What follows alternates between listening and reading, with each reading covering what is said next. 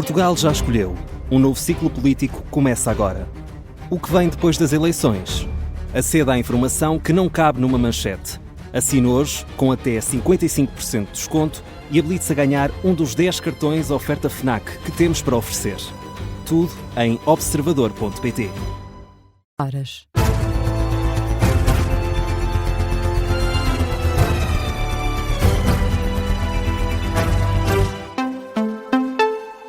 As notícias com Carlos Pedro. Jornal das 6 na Rádio Observador. A começar pela política. Em dia de debate quinzenal, demitiu-se a Ministra da Administração Interna. Maria Lúcia Amaral considera não ter condições para continuar à frente do cargo. O país ficou a saber da demissão da Ministra quando já passava das 9 da noite de ontem, através de uma nota publicada no site da Presidência da República. Foram pouco mais de 8 meses debaixo de críticas da oposição que culminaram numa altura em que o país está a braços com uma crise. Matilde Malva Sabino. Maria Lúcia Amaral era provedora da Justiça quando, em junho do ano passado, foi escolhida por Luís Montenegro. Num cargo que é esperado que lide com situações de crise, Maria Lúcia Amaral enfrentou 2 provas de ferro. Primeiro, os incêndios durante o verão de 2025 e agora a destruição provocada pela Depressão Christine. É acusada de ficar em silêncio em momentos complexos, uma ministra com dificuldades em responder aos jornalistas, como ocorreu, por exemplo, em julho, quando esperou 4 dias para prestar explicações sobre o incêndio em Ponte da Barca. Mas não ficou por aqui. A capacidade de comunicação continuou a ser alvo de fortes críticas.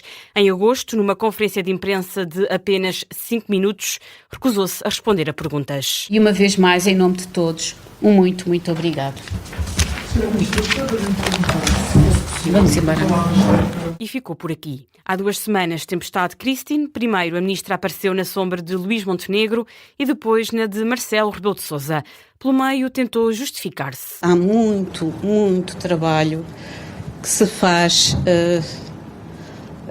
em contexto de invisibilidade. E foi no gabinete. E sobre o que falhou, não sabe, disse 3 dias depois. Não sei o que é que falhou, não lhe posso dizer exatamente o que é que falhou, porque o sistema é complexo e as entidades coordenadoras do sistema de proteção civil têm tido todo o cuidado de garantir a colaboração entre todos. Dificuldades de comunicação que marcam a saída da ministra Maria Lúcia Amaral 8 meses depois de assumir a pasta da Administração Interna.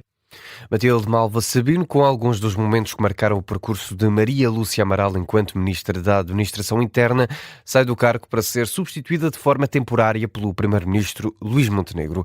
E o Presidente da República diz que entende a decisão tomada num contexto particularmente difícil, com o país a lidar com as trágicas consequências do mau tempo das últimas semanas.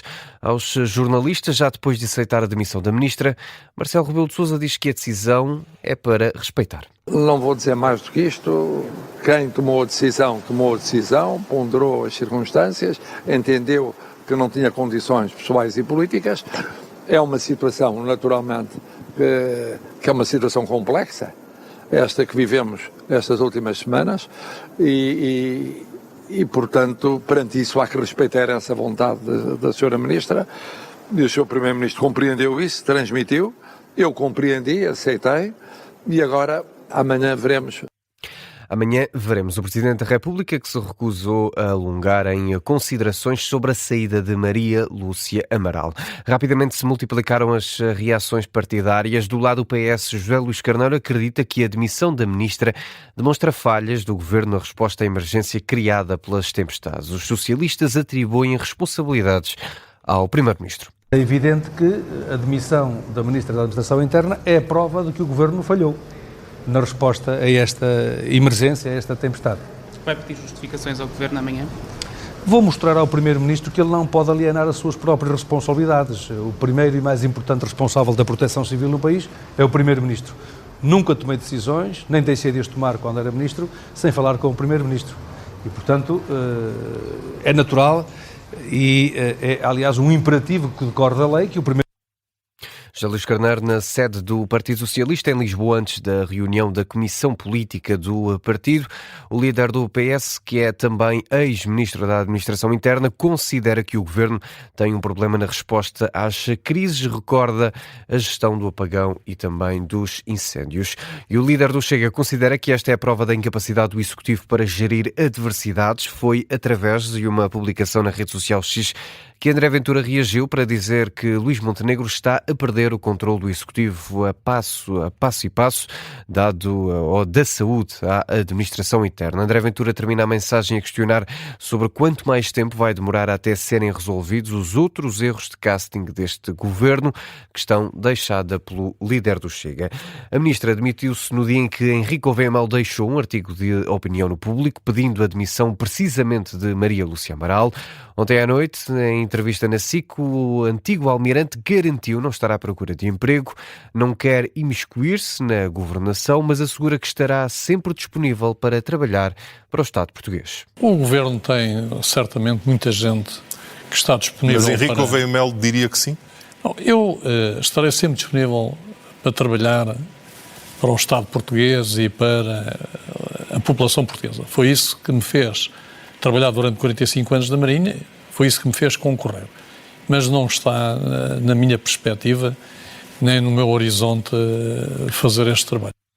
Henrique Gouveia Melo, numa entrevista à SIC, onde foi questionado sobre se seria a pessoa certa para desempenhar a função de Ministro da Administração Interna, garantiu não estar à procura de emprego. Este será um tema certamente em destaque no debate quinzenal desta quarta-feira no Parlamento. Contará com a presença do Primeiro-Ministro Luís Montenegro, que deverá ser fortemente questionado acerca da ação do Governo na gestão das intempéries.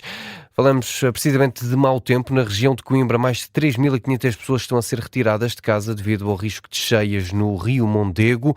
Os concelhos de Coimbra, Sor e Monte Moro Velho são os que levantam maiores preocupações, com as autoridades a alertarem para o risco de rebentamento de um dos diques do Rio Mondego. Por isso, várias freguesias tiveram a ser evacuadas. E a Rádio Observadora, a Presidente da Junta de Freguesia de São Martinho do Bispo e Ribeira das Frades, Laura Fonseca, diz que as pessoas não têm resistido.